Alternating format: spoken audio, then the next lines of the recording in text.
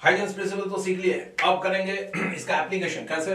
Huygens principal को use करके हम लोग रिफ्लेक्शन का लॉ को प्रूव करेंगे। That means I equals to R। इसको प्रूव करने जा रहा है। कैसे? उससे पहले कुछ आइडिया सीख लेते हैं। कैसे? एक स्टोरी बताता हूं। देखो, ये एक सरफेस है, ये सरफेस के ऊपर एक रे ऑफ लाइट अगर गिरती है ऐसे, ओके, रे ऑफ लाइट का साथ परपेंडिकुलर कौन होता है बताओ? रे ऑफ लाइट का साथ परपेंडिकुलर वेव फ्रंट। हाँ, ये हो गया परपेंडिकुलर। बड़ा करके दाब दे दो भाई साहब, आप लोग परपेंडिकुलर है। हाँ, नाउ यहां पे अगर मैं नॉर्मल ड्रॉ कर लेता हूं यहां पे, तो वो नॉर्मल ऐसी होगी। ये नॉर्मल कैसे हम लोग ड्रॉ करते हैं? नॉर्मल एन जो है ना, और ये डब्ल्यू लिख रहा हूं मैं वेव फ्रंट का। अब देखो आइडिया, नॉर्मल का साथ इंसिडेंट रे का एंगल कितना होता है? आई। फिर ये अगर आई हो गया एंड एज वेव फ्रंट का साथ ये रे का एंगल भी 90 डिग्री है, तो ये रेस्ट ऑफ द एंगल ये कितना होगा? 90 माइनस आई। अगर ये ऐसा हो गया, फिर से सोचो, this normal and this reflecting surface are again perpendicular. ये y axis x axis. That means ये अगर 90 माइनस आई हुआ, ये कितना हो जाएगा? आई। आइडिया क्या बनाते हैं? आइडिया ये बनाते हैं शॉर्टकट। डायरेक्ट क्या करेंगे? इतना कुछ याद रखना पड़ेगा नहीं, डायरेक्ट शॉर्टकट आइडिया। क्या? ये ray of light normal, okay, but if we draw what? If we draw a wavefront which is perpendicular, then if angle of incidence is I, then the angle of the surface with this wavefront is also I। यहां से देखो, angle of incidence I है। हाँ है। क्या wave front का साथ surface का एंगल I है? हाँ है। तो शॉर्टकट और इजी करके मैं बता रहा हूं। देखो, एक एंगल I हो गया, एक एंगल छोड़ दो, इस एंगल को छोड़ दो, अगला एंगल फिर से I। एक हुआ। दूसरा आइडिया, अगर एंगल ऑफ इंसिडेंस I है नॉर्मल के साथ, तो वेव फ्रंट का साथ भी एंगल I होगा। किसका? सरफेस का। शॉर्टकट डायरेक्ट सीखेंगे। चलो इसको हटाते हैं। कैसे? इसको हटाते हैं और हम लोग स्टार्ट करते हैं क्या करना? प्रूव करना। कैसे? Late us now draw a reflecting surface. मेरे साथ साथ ड्रॉ करो, मेरे साथ साथ ड्रॉ। अगर वीडियो को देख रहे हो मेरे साथ साथ ड्रॉ करो। ये रिफ्लेक्टिंग सरफेस जो है ऐसे, ये रिफ्लेक्टिंग सरफेस के ऊपर हम लोग क्या इंसिडेंट करने जा रहे हैं? Rays of light. तो एक काम करते हैं, रेज ऑफ लाइट इंसिडेंट करने से पहले एक बार देख लो तो ये चीज याद है कि नहीं। ये क्या है? ये बोल रहा है कि rays of light equal time लेगा to move from one wave front to other. ये कौन बोले थे? हाइजेंस साहब बोले थे। हम लोग किए हैं, जस्ट लास्ट वीडियो देख लेना। तो यहां पे क्या है कि सेम टाइम में सारे rays of light same time का बाद will reach another wave front from one wave front. Time same लगेगा। चलिए इसको हटाते हैं और ये नीचे कर देते हैं। इसको काम में लगाने के लिए let us now draw two rays of light. दो रेज ऑफ लाइट ड्रॉ कर लेते हैं। कुछ कलर येलो ले लेते हैं। चलो, एक रे को ऐसे ड्रॉ कर लिया। हुआ? यहां पे ड्रॉ करो नॉर्मल। मेरे साथ साथ ड्रॉ करो, मैं स्लो कर रहा हूं। यहां पे दिखाओ एंगल आई। हो गया? नाउ इसका साथ परपेंडिकुलरली एक वेव फ्रंट ड्रॉ कर देते हैं। परपेंडिकुलरली ऐसे रफली होने से चलेगा। जैसे ये वेव फ्रंट ड्रॉ कर दिए, इसका नाम दे देते हैं AB। इंसिडेंट वेव फ्रंट कौन? AB। शॉर्टकट क्या सीखा थोड़ा देर पहले? एंगल ऑफ इंसिडेंस अगर I है तो ये इंसिडेंट वेव फ्रंट का साथ भी एंगल I होगा। किसका? ये सरफेस का। ठीक है, ये सीख लिया हम लोग। अब बारी है इनका फ्रेंड का। इनका फ्रेंड कौन? ये पैरेलल टू दिस। भाई पैरेलल हुआ, इस साइड से को देख लेता है। अरे चलो, सुपर पिक्चर है। ये दोनों पैरेलल बीम ऑफ लाइट है और ये दोनों कैसा फ्रेंड है? Marginal rays. इसका मतलब this is a beam of light and these are two rays at the end of that beam. That means ये दोनों रेज को क्या बोलते हैं? Marginal rays. ये दोनों मार्जिनल रेज ऐसे आया, अपने मर्जी से आया marginal rays. Now what happens? This and this are on the same wave front AB। और थोड़ा टाइम बाद, मान लो कोई भी टाइम सोच लो, टाउ टाइम का बाद ये दोनों rays will reach another wave front. तो हम लोगों को अनदर वेव फ्रंट ड्रॉ करना है। कैसे? ये टाउ टाइम में कैसे जाएगा? इसको तो जाने का भी रास्ता है, तो this continues it's motion like this, ऐसे ही किया यहां तक। मोटा मोटी स्ट्रेट लाइन होने से चलेगा। तुम लोग एग्जाम में स्केल यूज कर सकते हो, हाथ से भी कर सकते हो। तो देखो दिस रे यहां तक आके सरफेस में टकरा है, ये अभी भी इंतजार कर रहा है कि मैं क्या करूं, मेरा तो सरफेस आ गया, तो भाई तू रिफ्लेक्ट कर ले। कैसे रिफ्लेक्ट करूं? हाइजन साहब बताए अगर टाउ टाइम में, ये पॉइंट का एक नाम दे दो, ए बी हो गया, इसका नाम सी दे दो। अगर टाउ टाइम में ये रे टाउ टाइम में भी स्पीड लेके अगर जाता है तो कितना रास्ता जाएगा? भी इंटू टाउ। क्यों भाई? ये तो सेम स्पीड लेके जाता है। मान लो कि ये मीडियम में लाइट भी स्पीड लेके जा रहा है, तो टाउ सेकेंड टाइम में ये कितना जाएगा? भी इंटू टाउ। जितना रास्ता ये जाएगा टाउ में, आफ्टर सेम टाइम टाउ ये लाइट भी रिफ्लेक्ट करके उतना ही जाएगा। क्यों? Because they have to come on the same wave front again after a time tau. तो इसको रिफ्लेक्ट करके कैसे लेके जाऊं? इसको ऐसे रिफ्लेक्ट करूं, ऐसे रिफ्लेक्ट कराऊं, ऐसे रिफ्लेक्ट कराऊं। अब दिमाग में तुम लोगों का चल रहा है ना, क्यों I इक्वल्स टू R करके रिफ्लेक्ट कर दो ना। ये प्रूव करना है हम लोगों को I equals to R, we don't know right now officially, उसलिए ये मिलना मुश्किल है। हाय जन साहब आए, बोले भाई ऐसा कर ले, ये जितना होगा ना भी टाउ, इसको सेंटर करके, याद है हम लोग किए थे, वेव फ्रंट ऐसे ऐसे करके फैलता है, तो यहां से भी इंटू टाउ इतना डिस्टेंस का इक्वल डिस्टेंस बना के एक सर्कुलर आर्क काट लेते हैं यहां पे। तो मान लो यहां से भी टाउ करके एक सर्कुलर आर्क ऐसे काट लिए। अब ये जो सर्कुलर आर्क काट लिए, ये सर्कल नहीं है, ये है वेव फ्रंट आफ्टर भी टाउ, ये तो यहां तक जाना है इसको। तो ये जो सर्कुलर आर्क काट लिए, देखना में सर्कुलर आर्क लग रहा है, याद है सेकेंडरी वेवलेट्स, तो छोड़ो, ये सर्कुलर आर्क जो काट लिए इसका इक्वल करके यहां से काट लिया ऐसे करके। नाउ दिस पॉइंट जहां पे ये गिरा था ए बी और ये सी था, चलो मानते हैं इसको D. From the point D हम लोग क्या करेंगे? फ्रॉम द पॉइंट डी यहां से हम लोग एक टेंजेंट ड्रॉ करेंगे। टेंजेंट क्यों? याद है टेंजेंशियल सरफेस एनवेलप फॉरवर्ड वाला, तो इससे एक टेंजेंशियल सरफेस यहां पर ड्रॉ किया। देख रहे हैं कि हाँ ये यहां पे कट कर रहा है, किसको? ये आर्क को। तो हम लोग ये आर्क को इस जगह पे थोड़ा सा करके दिखा देंगे। तो क्या एग्जाम में पूरा आर्क ड्रॉ करने की जरूरत है ना? सिर्फ ये छोटा करके आर्क दिखा देना, हो जाएगा, और वो भी रफली, कोई माप के नहीं करना। Then what? देन हम लोग को समझ में आ गया कि अच्छा ये जो टेंजेंशियल सरफेस मिला, this is the next wave front, that means reflected wave front. ये अब रिफ्लेक्ट करके आगे बढ़ेगा, दैट मींस यहां से जो रे है, जो हम लोग सोच रहे थे ये कैसे जाएगा, कहां जाएगा, this will reach this point in the same time tau C से D तक जो ऊपर वाला इसका दोस्त गया है, this ray will also move the same distance, कितना? v into tau। क्यों? दोनों का स्पीड v है, दोनों का टाइम टाउ है, तो सेम टाइम बाद ये तो सेम वेव फ्रंट तक पहुंचेगा। तो this is called the next wave front. क्या नाम है इसका? Reflected wave front. इसका क्या नाम दे देंगे? ये D किया तो इसका कुछ नाम दे दो ना, E। ये पॉइंट का नाम E है। उसका बाद we can be able to draw the rest of the part like ये न्यू वेव फ्रंट जो मिला ना DE, इसका साथ रिफ्लेक्टेड रे कैसा होना चाहिए भाई? वेव फ्रंट और रे का कैसा रिलेशन है? परपेंडिकुलर, दैट मींस ये परपेंडिकुलर होना चाहिए। सिमिलरली ये रे, ये तो परपेंडिकुलर है, देखो ये रेडियस था ना आर्क का, और ये टेंजेंट है ना, तो दोनों तो ऐसे ही परपेंडिकुलर है, that means this is the continued path of this रे। ये ऐसे कंटिन्यू करेगा, ये ऐसे कंटिन्यू करेगा, और दोनों पैरेलल होके they will live happily ever after. तो ये था स्टोरी। अब हम लोग क्या करेंगे, देखो I equal to R prove करना भाई बहुत इजी है, बिलीव मी। कैसे? देखो, let us consider this triangles. कौन सा ट्रायंगल? ट्रायंगल A, देखो मैं हाथ से दिखा रहा हूं, C D एसिड, ये ट्रायंगल ले लिए नाम ऐसा। एंड दूसरा एक ट्रायंगल सोचो, A और D लेके, कैसा?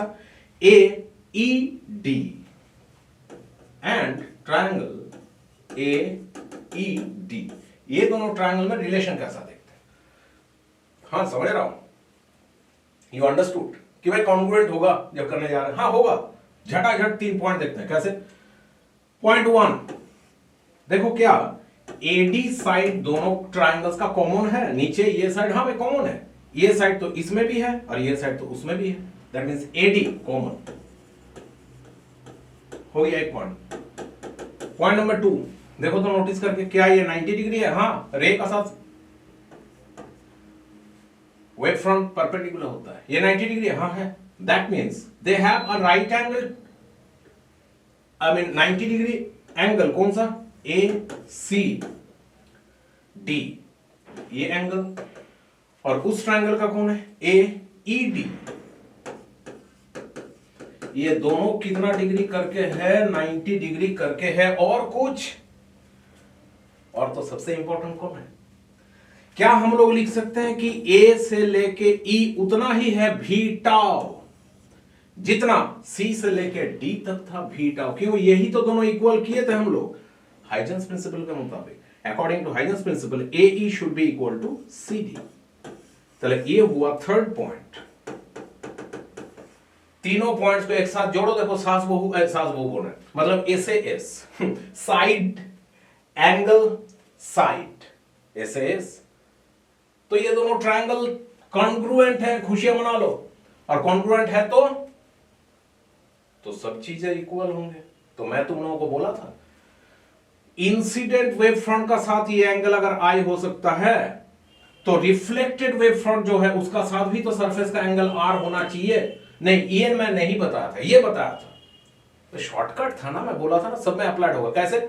नहीं, हम नहीं मानते, आप दिखाइए हमको। चलो दिखाते हैं कैसे। देखो यहां पे ना मैं कलर चेंज कर लेता हूं, यहां पे मान लो एक नॉर्मल ड्रॉ करते हैं ऐसे, ये हो गया नॉर्मल। अगर मान लेते हैं कि ये एंगल ऑफ रिफ्लेक्शन है आर, तो एक एंगल छोड़ दो तो अगला एंगल कौन होना है? आर। नहीं मानते, लॉजिक बताइए सर।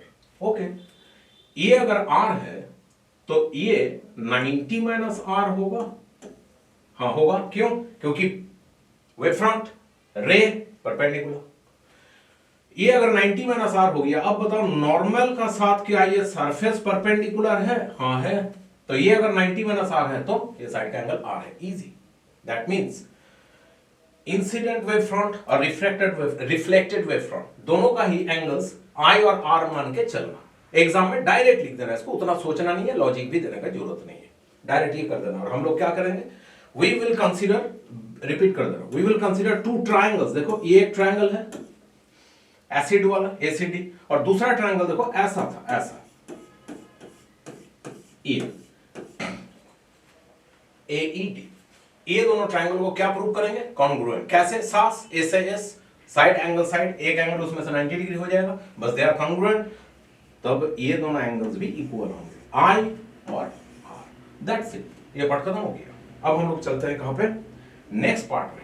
देखो ये ना मैं तुम लोगों के लिए करके रखा हूं, you can pause the video, see this, go through this. वहां पे तो थोड़ा क्लमजी हो गया था ना, ये मैं हाथ से किया, लेकिन समझने के लिए ये बेटर है। और यहां पे क्या है? ऑफिशियली इसको देख के छोटा करके लिखा हुआ, देखो तीनों पॉइंट्स करके, नाम थोड़ा अलग डाल दिया टू सेव टाइम। इसको देख के कॉपी में उतार के you can practice this. Video को पॉज करो, इसको देख लो। चलो नेक्स्ट पार्ट में चलते हैं। नेक्स्ट पार्ट क्या है? नेक्स्ट पार्ट में हम लोग देखेंगे वही हाइजेंस साहब का प्रिंसिपल काम में लगा के इस बार क्या प्रूव करना है? रिफ्रैक्शन का लॉ। रिफ्रैक्शन का लॉ, हाँ, स्नेल्स लॉ, तो उसका प्रूफ ये आता है, बहुत आता है एग्जाम में ये। तो देखो वो कैसे करना है, सिंपल आइडिया, और ये पिछला बार से भी इजी होगा लास्ट केस से। कैसे? चलो मेरे साथ साथ ड्रॉ करो। ये एक रिफ्रैक्टिंग सरफेस ले लो, मतलब यहां पे एक मीडियम है, इसका कुछ म्यू है, म्यू2, और इसका ऊपर एक मीडियम है म्यू1। लेकिन मैं क्या करना का कोशिश करता हूं always, before you go for the theory, उसका बेसिक पहले सीख लेते हैं। उसका बेसिक कैसे?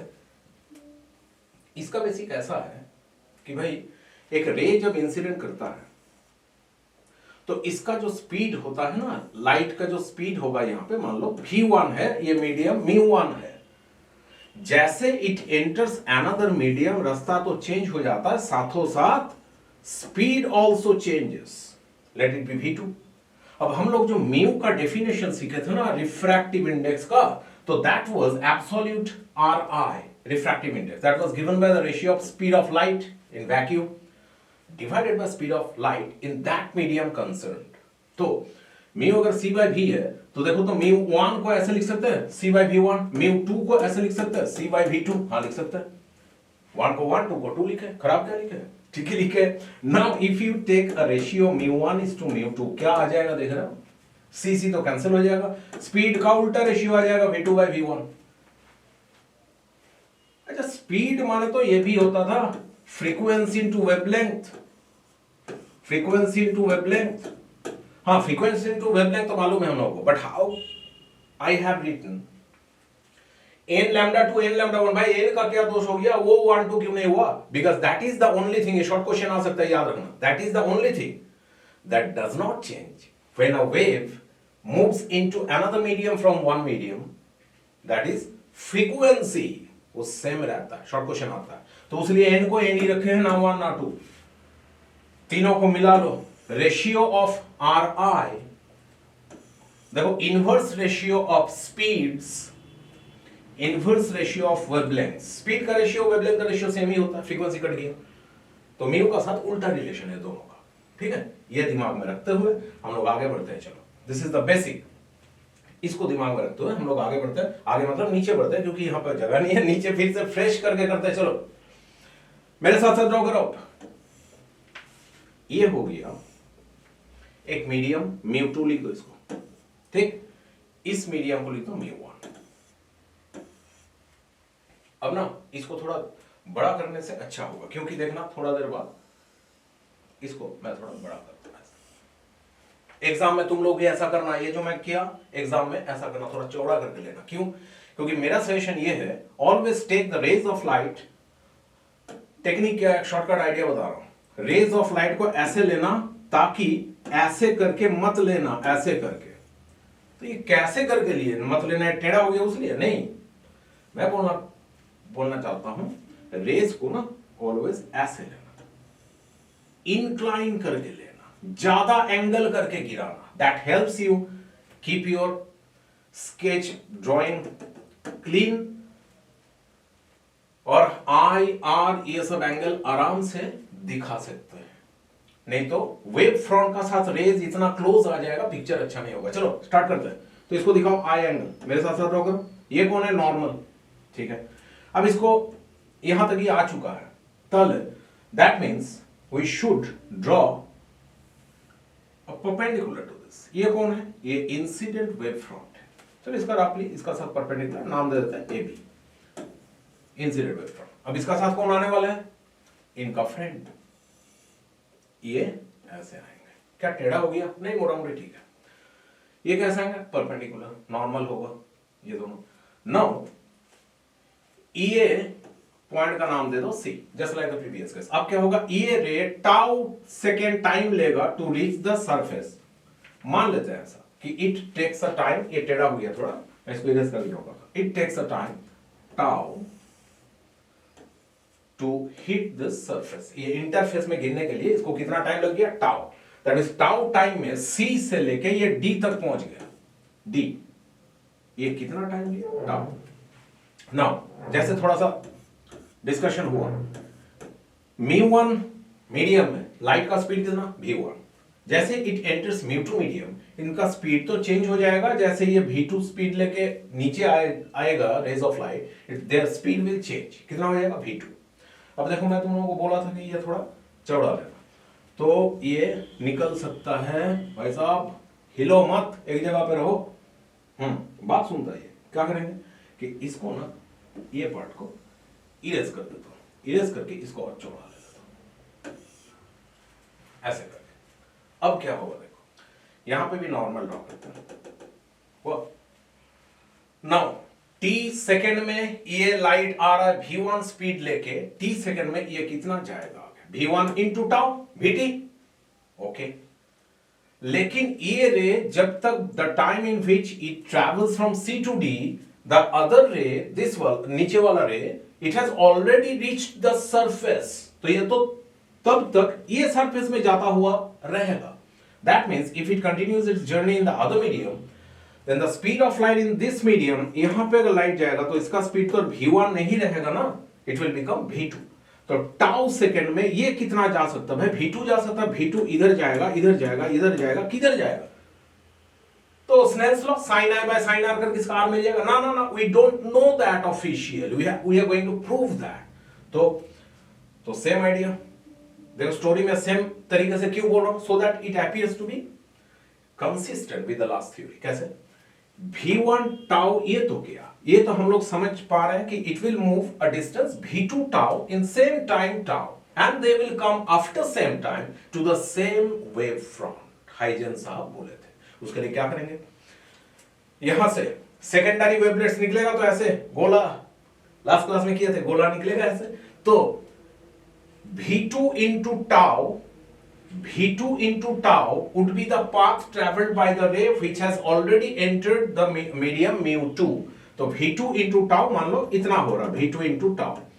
अब v2 into tau इतना रेडियस करके, v2 into tau हम लोग एक आर्क ड्रॉ करेंगे यहां पे ऐसे। अब v2 into tau इतना इतना इतना चारों तरफ होगा v2 tau।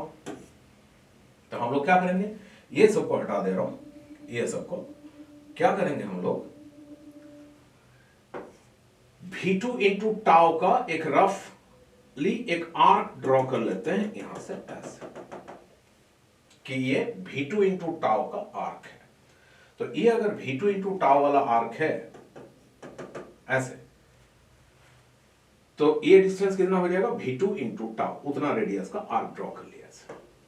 ठीक, नाउ ये जो मिला सेकेंडरी वेवलेट और ये जहां तक आ चुका है, ये रे और सेकेंडरी वेवलेट का ऊपर जो नया वेव फ्रंट बनेगा, ये दोनों कैसे मिलेगा हम लोगों को, हाइजेंस प्रिंसिपल से क्या मिला है हम लोगों को कि ड्रॉ अ टेंजेंट, मतलब टेंजेंशियल एनवेलप।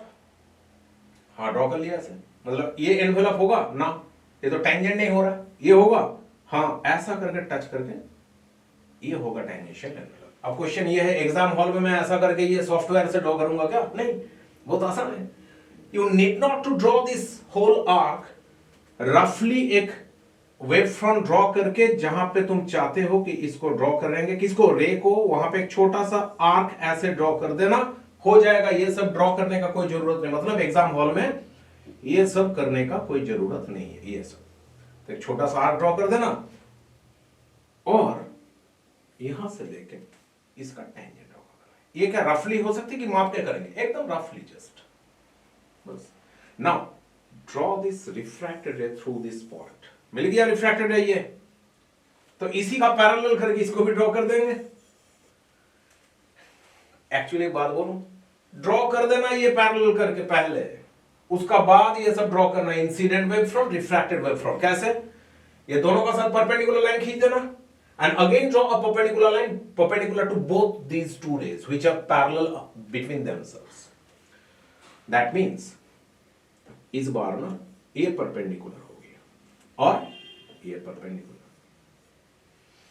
माने ये येलो कलर वाला जो मोटा दाग दिख रहा है ये वेव फ्रंट का साथ, ये दोनों परपेंडिकुलर, ये दोनों भी परपेंडिकुलर। सिंपल आइडिया है। नाउ सोच के देखो, जो शॉर्टकट सीखे थे हम लोग, क्या, if this angle is I, मैं बोला था कि ये भी आई होगा, हाँ बोला था। इंसिडेंट वेव फ्रंट सरफेस का साथ कितना एंगल करेगा, आई, ठीक, इसका साथ आई एंगल किया। फिर रिफ्रैक्टेड वेव फ्रंट, ये इसका नाम दे देते हैं, जैसे ये CD था, इसका नाम जस्ट पिछला बार जैसे दिए थे E दे दिए। पहले सोच के देखो कि ये 90 डिग्री, ये 90 डिग्री, ये I तो ये angle I। Similarly if angle of refraction R यहां पे भी दिखा सकते हैं, बट यहां पे दिखाना इजी होता है तो पिक्चर क्लमजी नहीं होगा। एक ही तो बात है, ये आर है तो ये भी आर होगा, कैसे, ये तो पैरेलल है ना। तो एनीवे, तो इफ दिस इज आर, एक एंगल छोड़ दो, तो मैं तो बोला था कि रिफ्रैक्टेड वेव फ्रंट, इसका नाम क्या है, रिफ्रैक्टेड वेव फ्रंट। डीई को क्या बोलेंगे, refracted wave front. Wave front का साथ सरफेस का एंगल ही आई और आर होगा। पिछला बार भी हुआ था, इस बार भी हुआ। सिंपल हो गया पिक्चर। समझाने में टाइम लगता है, समझने में टाइम लगता है, पर करने में टाइम नहीं लगेगा if you are doing with me. तो चलो, ये जो हो गया ना, दो ट्रायंगल फिर से मिल गया, दो ट्रायंगल फिर से। कैसे ट्रायंगल, एक ACD एसिड और दूसरा ADE। ये दोनों ट्रायंगल में क्या करने जा रहे हैं, देखो मैं एक बात बोलूं, बहुत ही इजी होने वाला है। समझना पार्ट, अंडरस्टैंडिंग पार्ट थोड़ा सा हेवी लगता है, उसका बाद देखोगे। चलो मेरे साथ करो। भाई क्या करना है, स्नेल्स लॉ प्रूव करने जा रहा है।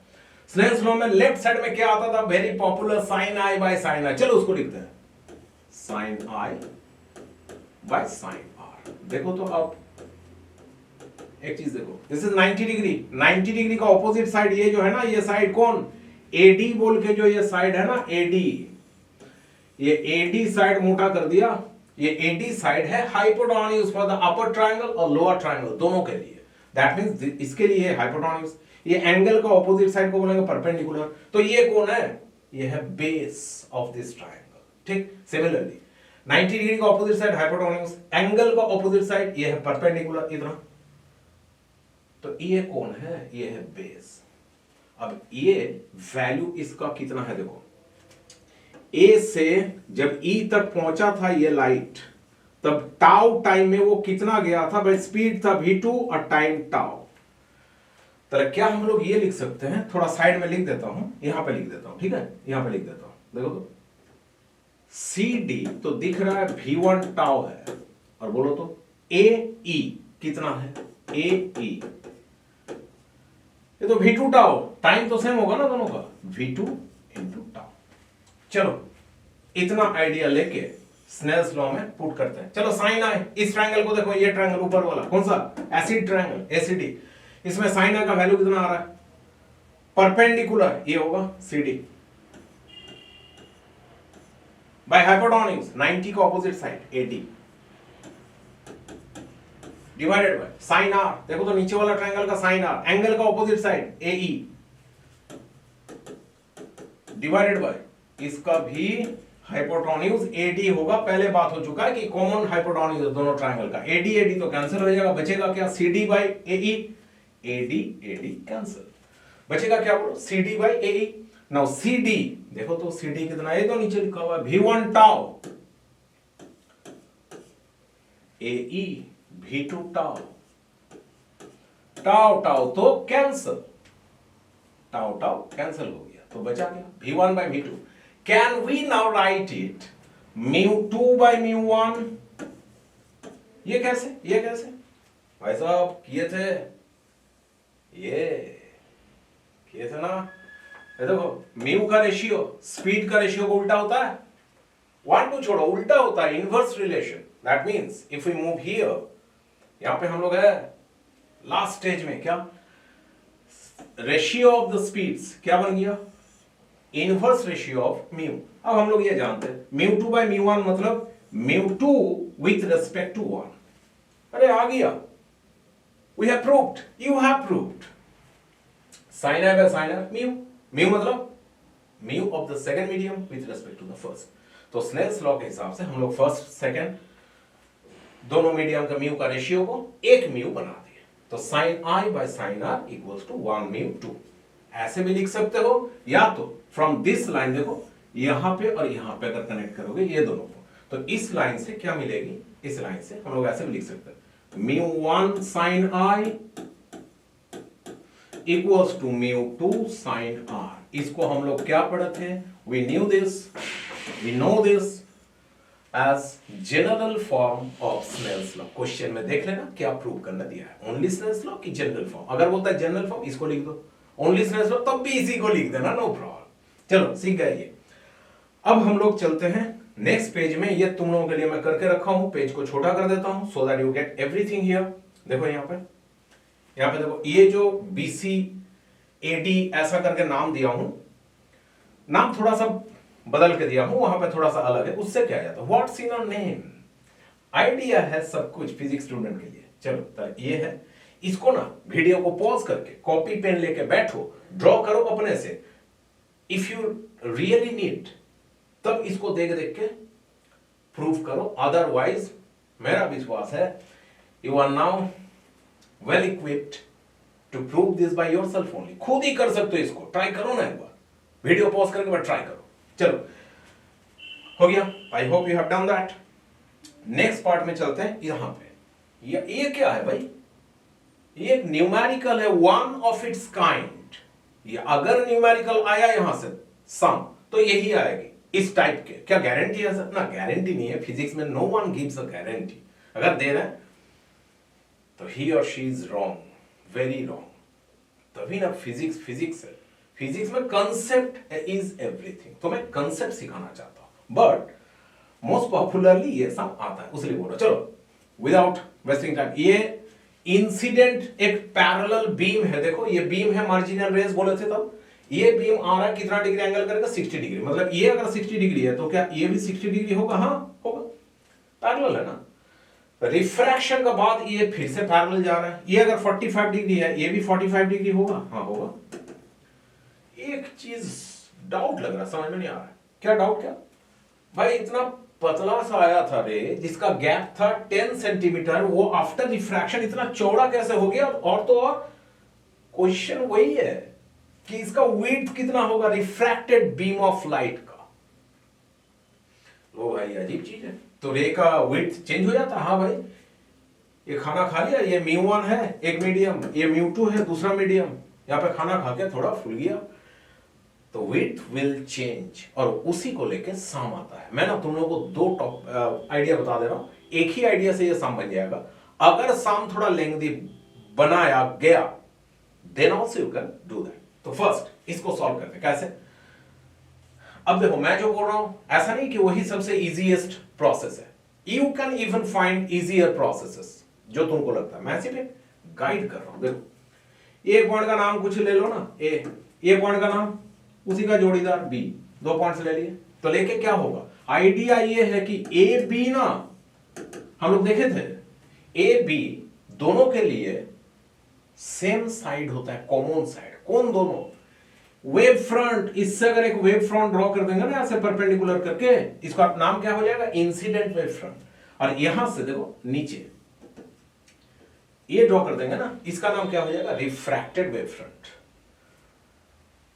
ऐसे दो ट्रायंगल्स बनाए थे ना हम लोग, ऊपर में और नीचे में बनाए थे, लेकिन शॉर्टकट क्या सीखा है, शॉर्टकट ये सिखाए थे कि इंसिडेंट वेव फ्रंट और रिफ्रैक्टेड वेव फ्रंट ये दोनों ही उतना ही एंगल बनाएगा जितना एंगल ऑफ इंसिडेंस और एंगल ऑफ रिफ्रैक्शन है। तो यहां पे एंगल ऑफ इंसिडेंस 60 डिग्री, तो ऑब्वियसली दिस इज 60 डिग्री, ये 45 डिग्री है एंगल ऑफ रिफ्रैक्शन, तो यहां पे भी रिफ्रैक्टेड वेव फ्रंट का एंगल भी 45 डिग्री ही होगा। ठीक है, अब बताओ तो ये जो ऊपर वाला ट्रायंगल है, अगर ए बी नाम दे दिए, इसका सी नाम देते हैं, तो बोलो तो एबीसी ट्रायंगल को देखो, ये इसका एबी साइड जो है, इजंट इट द हाइपोटेन्यूज? हाँ भाई ये तो हाइपोटेन्यूज है, 90 डिग्री का ऑपोजिट साइड। तो हाइपोटेन्यूज को फाइंड करना है A B in terms of 60 degree. अब बताओ ये जो डिस्टेंस है ना एसी, एसी इसको देखो, ये मोटा करके ड्रॉ कर रहा हूं, एसी भाई यही तो है 10 सेंटीमीटर। तो एसी और एबी में क्या रिलेशन है, AC is the base of this triangle ABC, तो AB equals to base by hypotenuse. मैं ना अभी वैल्यू नहीं पुट कर रहा हूं, एक फॉर्मूला बनाना चाहता हूं। ये आई है ना, आई 60 डिग्री ना लिखा, आई लिखा, should be equal to same thing. देखो नीचे वाला ट्रायंगल को देखो, ए बी वो सी था तो ये डी लिख दिए, ए बी डी को देखो, एबीडी में भी AB जो कि इसका हाइपोटेन्यूज है, that may be found with the help of AD, ये है परपेंडिकुलर, AD ये है परपेंडिकुलर, क्यों, एंगल का ऑपोजिट साइड। तो बेस कौन है, बेस है ये, कौन, BD, BD divided by cos R, base by cos theta माने तो हाइपोटेन्यूज। दोनों ट्रायंगल के लिए base by cos theta, base by cos theta कर दिए, एक बार थीटा I है एक बार थीटा R है, इसको याद रखना, यही टेक्निक है। कैसे, चलो शाम को बनाए, ये तो टेक्निक सीखे, शाम को बनाए, चलो बनाते हैं। ये AB, जरूरत नहीं AB जानने का, क्या है, AC बाय cos I। मैं एक बात बोलूं, AC मतलब इसका विड्थ, इसका विड्थ को मान लो ना x ले लेते हैं, तो x divided by cos I।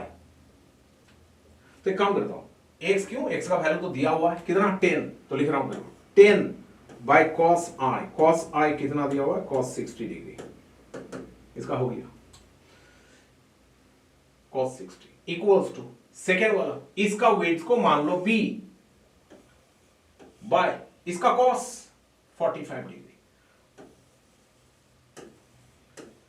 हो गया आसान, बस एक ही लाइन से बन गया। कैसे, 10 बाय cos 60, 10 बाय half that is 20, b by cos 45 degree 1 by √2। तो b कितना आ जाता है यहां से, b का वैल्यू यहां पे लिखता हूं, तो b इक्वल्स टू भाई 20 इंटू 1/√2 कर देंगे, इसका साथ मल्टीप्लाई कर देंगे तो कितना आ जाएगा 10, 20/√2 that is 10√2 centimetre. This is the answer. देखो आंसर आ गया इसका। आइडिया को कैसे याद रखेंगे, ये पतला सा बीम आया, मोटा बन गया, क्या करना है, करना यही है कि इसका थिकनेस बाय cos i, नीचे का थिकनेस बाय cos r, सम खत्म। सारी चीजें मालूम होंगे, सिर्फ एक थिकनेस मालूम नहीं होगा, यहां से निकालेंगे यहां से, बस दैट वाज इट। वो अब हम लोग आगे बढ़ते हैं, चलो